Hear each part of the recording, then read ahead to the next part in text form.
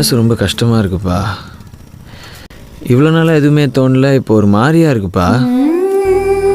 நான் என்னதான் ஜாலியாக தெரிஞ்சாலும் உள்ளுக்குள்ளே சீரியஸாக தான்ப்பா லவ் பண்ணேன்.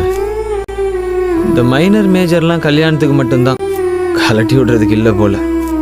அப்பா பேச்சை மீற முடியாதுன்னு தெரிஞ்சா அப்புறம் ஏன்ப்பா இந்த பொண்ணுங்கள்லாம் பார்க்குறாங்க பேசுகிறாங்க?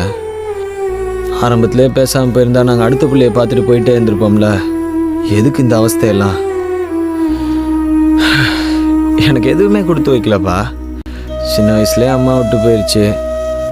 ஆசைப்பட்டு ஒரு பிள்ளையை லவ் பண்ணேன். இப்போ அதுவும் இல்லைன்னு ஆயிடுச்சு. இந்த கோடி பைய அவனுக்கு ஒரு ஆள் கிடச்சோன்னு விட்டு போயிட்டானப்பா. எனக்கு பிடிச்ச எதுவுமே என் கூட இருக்காதுன்னா இன்னையிலேருந்து ஒன்று எனக்கு பிடிக்காதுப்பா. இந்த லவ் ஃபெயிலியரான பசங்கள்லாம் பார்க்கும்போது எல்லாருக்கும் கிண்டலாக இருக்கும். ஆனால் அந்த இடத்துக்கு வரும்போது தான் அதோட அவஸ்தை தெரியுது. சை மண்டை காயுதுரா சாமி. டேய், தாய் இல்லாமல் வளர்ந்த பசங்களை கல்யாணம் பண்ணிக்கிறதுக்கு ஒவ்வொரு பொண்ணுக்கும் கொடுத்து வச்சிருக்கணும். ஏன்னா தாய் இல்லாமல் வளர்ந்த பசங்க தான் வர்ற பொண்டாட்டிய தாய் மாதிரி பார்த்துக்குவானுங்க.